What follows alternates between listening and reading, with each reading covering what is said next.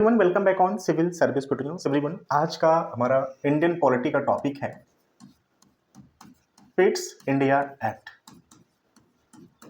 Okay, Pitt's India Act 1784। Clear. हमने पिछले video में बात किया था कि इंडियन पॉलिटी स्पेशली भारत के संविधान के निर्माण के बारे में हम जो भी बात करेंगे उसका जो बेस रहेगा वह रेगुलेटिंग एक्ट 1773 से शुरुआत होगी। हमने पिछले वीडियो में रेगुलेटिंग एक्ट 1773 के बारे में भली भांति बात किया था। क्लियर। अब हमारी जनरल टेंडेंसी होती है कि हम किसी चीज में बदलाव क्यों चाहते हैं। जब हम अपने बनाए हुए नियम से संतुष्ट नहीं होते हैं या उनमें कुछ कमियां हमें दिखने लगती हैं या हमारी कुछ छुपी मंशा हो जिसको कि हम डायरेक्ट लोगों पे एक्सपोज ना करके उसको धीरे धीरे नियम कानून के तहत लाते रहते हैं, तब हम अपने बनाए हुए पिछले रूल पे एक नया रूल अपडेट कर देते हैं। ओके, जस्ट ऐसा ही होता है रेगुलेटिंग एक्ट 1773 में और इन पिट्स इंडिया एक्ट 1784 में। क्लियर। तो यहां पर जो हम कोशिश करते हैं जानने का कि जो रेगुलेटिंग एक्ट 1773 था इनके क्या क्या ड्रॉबैक थे जिसको पा करके पिट्स इंडिया एक्ट 1784 लाने की आवश्यकता पड़ी। ओके, तो हमने यहां पर कुछ महत्वपूर्ण बातों पे ध्यान दिया था, कुछ महत्वपूर्ण बदलाव पे ध्यान दिया था, जैसे कि कलकत्ता में 1774 में सुप्रीम कोर्ट की स्थापना होती है, लेकिन वहां पर क्लेरिफाई नहीं किया गया होता है कि इनका शक्ति का विस्तार कहां से कहां तक का होगा। तो एक ये कमी थी जिसको कि यहां पर सुधारा गया। ओके, जो गवर्नर को बंगाल का गवर्नर जनरल बनाया गया और साथ ही साथ मद्रास और बंबई जैसे जो प्रेसिडेंसी थे वहां के गवर्नर को बंगाल के गवर्नर जनरल के अधीन ला के रखा गया, उसके भी पावर में कुछ खास चीजें समझ नहीं आ रही थी, कुछ क्लियरफाई वहां पर नहीं था कि जो गवर्नर जनरल है उसकी शक्तियां कहां से कहां तक लागू होंगी और उनकी बातों को कौन मान सकता है और कौन नहीं भी मान सकता है। उन कमियों को यहां पर दूर किया गया, कोशिश किया गया दूर करने की।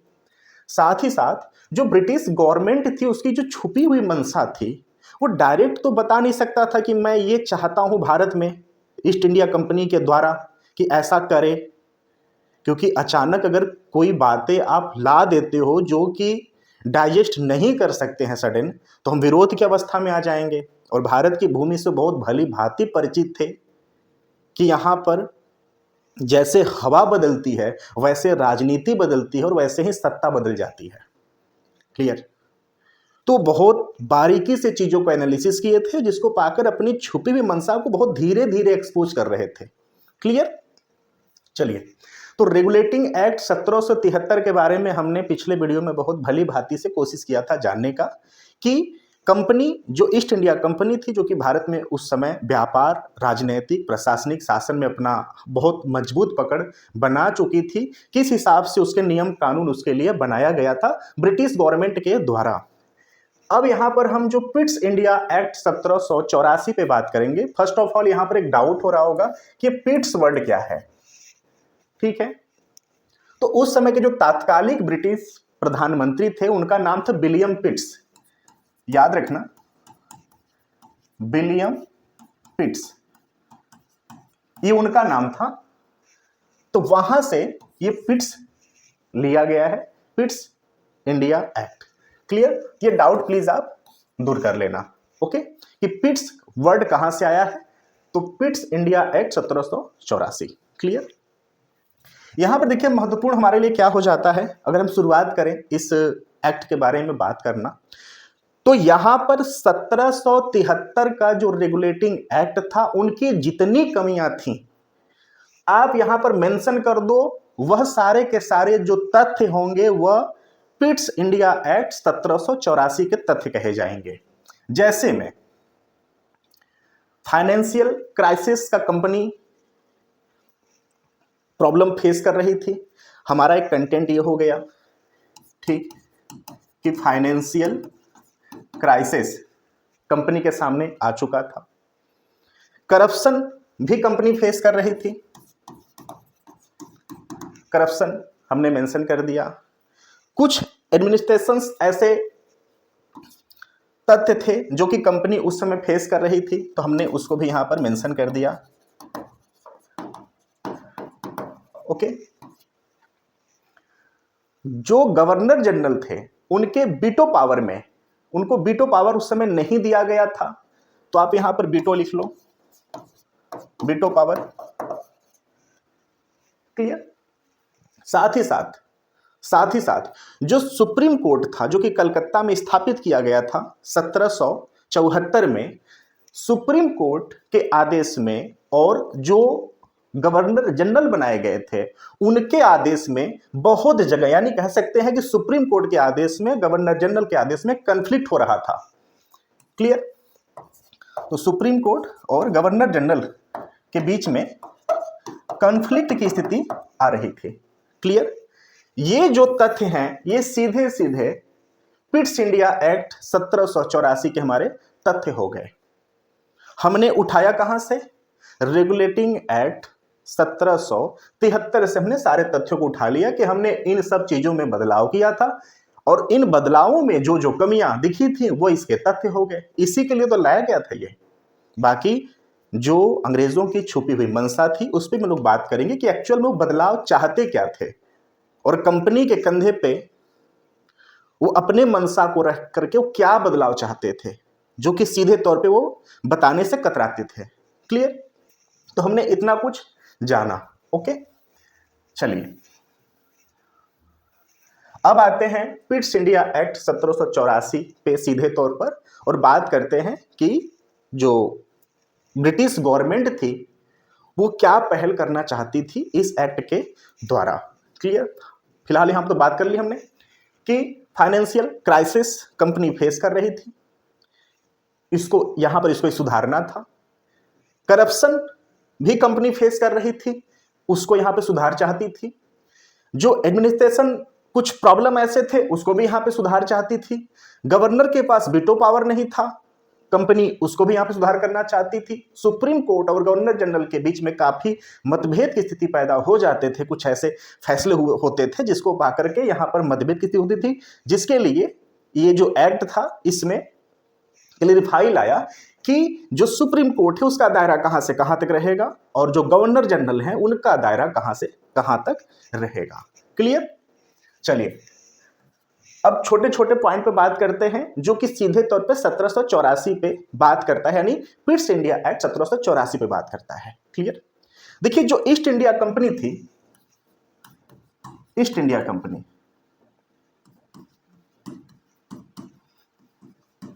ईस्ट इंडिया कंपनी के बारे में जो ब्रिटिश सरकार थी वो चाहती थी कि कंपनी अपना विस्तार करे, लेकिन सिर्फ व्यापार का, शक्ति का नहीं। क्लियर। इस सेंटेंस को प्लीज आप माइंड रखना। जो पिट्स इंडिया एक्ट 1784 का बातें हम लोग कर रहे हैं, इस एक्ट के द्वारा ये कंफर्म हो गया कि जो ब्रिटिश सरकार है वह ये चाहती तो है कि भारत में जो हमारे कंपनी है, जो हमारे लोगों के द्वारा ऑपरेट हो रही है, वह विस्तार तो करे लेकिन सिर्फ व्यापार के क्षेत्र में, शक्ति के क्षेत्र में नहीं। शक्ति के क्षेत्र में विस्तार नहीं कर सकती, वो हम करेंगे कंपनी के द्वारा। क्लियर। नेक्स्ट हमें पॉइंट यहां पर क्या समझ में आता है कि जो ईस्ट इंडिया कंपनी है वह व्यापार का विस्तार करे, लेकिन वो भी हमसे पूछ करके, अपने मनमर्जी कोई भी काम वो भारत में नहीं कर सकती। अब उसके हर एक स्टेप पे हमारी पाबंदी होगी और हमारे आदेश के हिसाब से उसको काम करना पड़ेगा। अब ब्रिटिश सरकार बैठी है कहां पर, जियोग्राफिकल रूप से भारत की स्थिति है कहां पर, तो इसको देखने के लिए इसको रेगुलेट करने के लिए, इसको चलाने के लिए कोई तो होना चाहिए। अब यहां पर एक नए सेंटेंस से हम लोग परिचित होंगे, board of control. Clear? Board of control. Board of control में 6 मेंबर होंगे। क्लियर? और ये जो 6 मेंबर होंगे, इनकी नियुक्ति, जो 6 मेंबर होंगे इनकी जो नियुक्ति होगी वह क्राउन के द्वारा होगी। क्राउन के द्वारा होगी। क्लियर? और इनका जो सैलरी होगा वह कंपनी के द्वारा भारत से अर्जित की हुई राजस्व से दिया जाएगा। क्लियर? आप यहां पर लिख लो, भारत की राजस्व से दिया जाएगा। आई होप सो कि आप समझ गए कि जो बोर्ड ऑफ कंट्रोल है, अभी बात करेंगे कि बोर्ड ऑफ कंट्रोल की स्थापना क्यों की जाती है। ठीक है, फिलहाल इसके हम फीचर के बारे में जान लिए कि जो बोर्ड ऑफ कंट्रोल है इसमें 6 मेंबर होंगे, और वो जो 6 मेंबर होंगे इसकी नियुक्ति क्राउन के द्वारा की जाएगी। क्लियर? लेकिन जो इनका भत्ता है, इनका जो सैलरी है, वह भारत के राजस्व से दिया जाएगा। क्लियर? चलिए नेक्स्ट पॉइंट पे आते हैं कि जो बोर्ड ऑफ कंट्रोल है, जो बोर्ड ऑफ कंट्रोल है, इसकी स्थापना तो हमने देख लिया, इसके मेंबर देख लिया, इसको सैलरी कैसे दी जाएगी ये भी देख लिया। अब ये क्या काम करेंगे भारत में? सो यह कंपनी को दिशा निर्देश देंगे।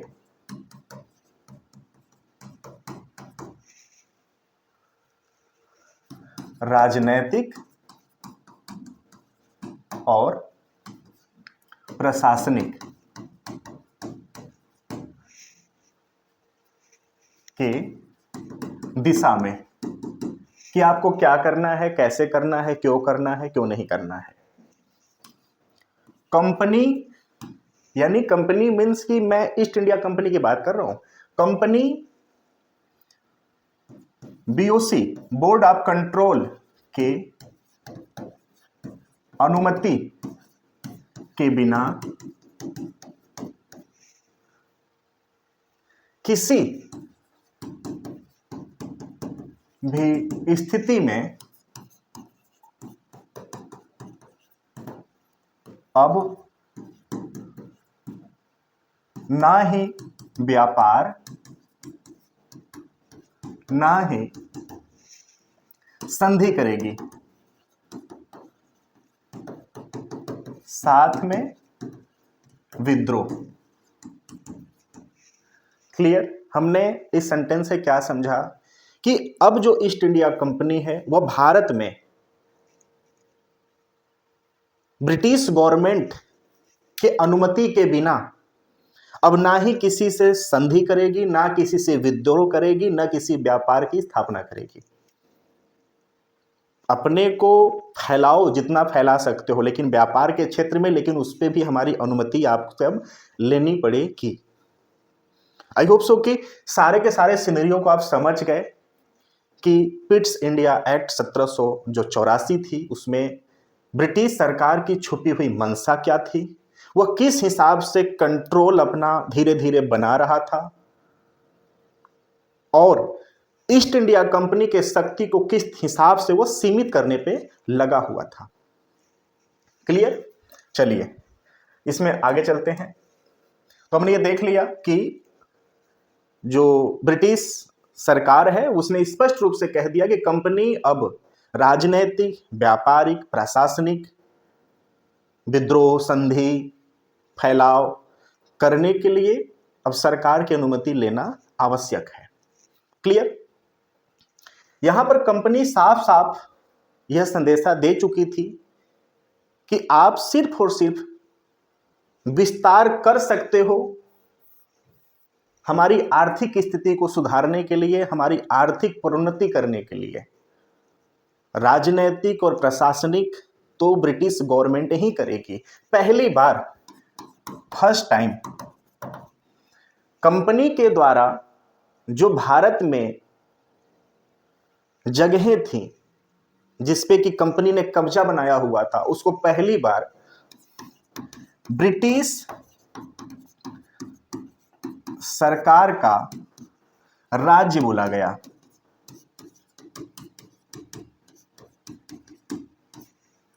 क्लियर? ईस्ट इंडिया कंपनी के द्वारा भारत में जो जगह, जो क्षेत्र, जो राज्य अर्जित किया हुआ था, उस जगहों को, उन स्थानों को पहली बार ब्रिटिश स्टेट कह के वहां पर चर्चा किया गया, उन जगहों के बारे में। क्लियर? आई होप सो कि आप ये जो बारीकी से हम लोग बात कर रहे हैं छोटे छोटे तथ्यों पे, बहुत भली भांति आई होप सो कि आप जानते होंगे, आपके नोट्स में भी होगा। ठीक है, हमने बस यहाँ पर एक नई बात ये कहना चाहा था कि अगर आपको अचानक तथ्य याद न आए तो सारे के सारे तथ्यों को हमें लेना है रेगुलेटिंग एक्ट 1773 से। बाकी इसमें जो बातें सीधी रूप से कही गई थी कि भाई हम उन कमियों को तो यहाँ पे दूर करेंगे, लेकिन कुछ यहाँ पर हमने भी नए नियम यहाँ पर डाल दिए हैं, तो हमें इसको भी जानना काफी जरूरी है। साथ ही साथ जो सुप्रीम कोर्ट था, जो कि कलकत्ता में स्थापना इसका हुआ था 1774 में इसका स्थापना किया जाता है कलकत्ता में। यह 4 सदस्यीय सुप्रीम कोर्ट की स्थापना की जाती है, जिसमें कि एक मुख्य न्यायाधीश और 3 उनके साथ में न्यायाधीश की स्थापना की जाती है। हमने यहाँ पे भी बात किया था कि जो मुख्य न्यायाधीश थे उसका नाम क्या था, फर्स्ट मुख्य न्यायाधीश, तो एलिजा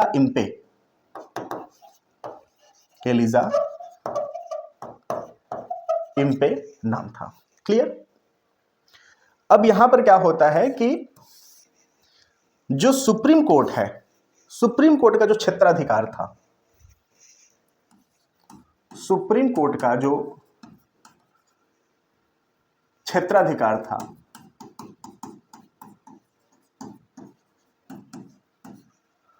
वह सीमित कर दिया गया, सीमित किया गया। क्लियर? ब्रिटिश नागरिकों तक, ब्रिटिश नागरिकों तक। क्लियर? क्योंकि बहुत सारी जगहों पे जो गवर्नर जनरल थे और सुप्रीम कोर्ट के जो आदेश होते थे उसमें काफी कॉन्फ्लिक्ट की स्थिति पैदा हो जा रही थी। तो इस जो पिट्स इंडिया एक्ट 1784 आया, उसमें एक कह दिया गया कि भाई सुप्रीम कोर्ट का जो क्षेत्राधिकार है, जो पावर है, वह सिर्फ और सिर्फ ब्रिटिश नागरिकों तक ही सीमित रहेगा। एक बाउंड्री बना दी गई। क्लियर? यहां पर जो गवर्नर जनरल थे उनके शक्ति का भी सीमांकन तय हो गया। क्लियर? ओके। अब आती है बात कि कंपनी है तो उसमें नियुक्ति भी होंगी, भर्तियां जो होती हैं, तो कर्मचारी या चलिए सैनिक बात कर लेते हैं, क्योंकि वो ज्यादातर सैनिकों के बेस पे ही ईस्ट इंडिया कंपनी को यहां पे ऑपरेट करते थे। तो सैनिक और असैनिक भर्ती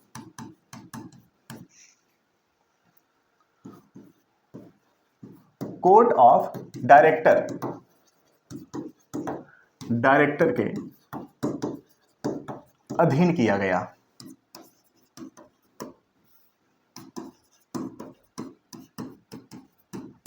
क्लियर? काफी इंपॉर्टेंट है। ठीक है, बीओसी पे हमने बात कर लिया। जो ये कोर्ट ऑफ डायरेक्टर है, जो भी सैनिक और असैनिक लेवल पे जो भर्ती की जाती थी, उनकी जो भर्ती की प्रोसेस होती हैं वो कोर्ट ऑफ डायरेक्टर के अधीन किया जाता है। तो आई होप सो कि आप इसको भी बहुत अच्छे से समझ गए होंगे कि जो ब्रिटिश गवर्नमेंट थी वो चाहती क्या थी, उनकी छुपी हुई मंशा क्या थी। क्लियर?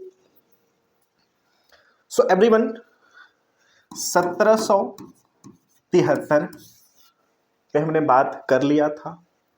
आज हम 1784 पे बात किए। ऐसा नहीं है कि एक लेक्चर में या एक किसी वीडियो में सारे के सारे तथ्यों को कंप्लीट कर दिया जाए या सारे तथ्य वहां पर समाहित कर दिया जाए। ऐसे बहुत सारे तथ्य होते हैं जो कि छूट जाते हैं कभी कभी। तो आप को अगर ये कंटेंट बहुत अच्छे से आपके नोट्स में मेंशन है, आपने बना चुका है, तो प्लीज आप कमेंट बॉक्स में ना उन तथ्यों को भी यहाँ पे मेंशन कर सकते हैं। मैं जो नेक्स्ट वीडियो लेकर आऊंगा वहां पर आपके द्वारा बताए हुए सुझाव दिए हुए तथ्यों को भी मेंशन मैं कर दूंगा। ओके, सो चलिए फिर मिलते हैं अगले नेक्स्ट वीडियो में। Thank you so much for watching. धन्यवाद।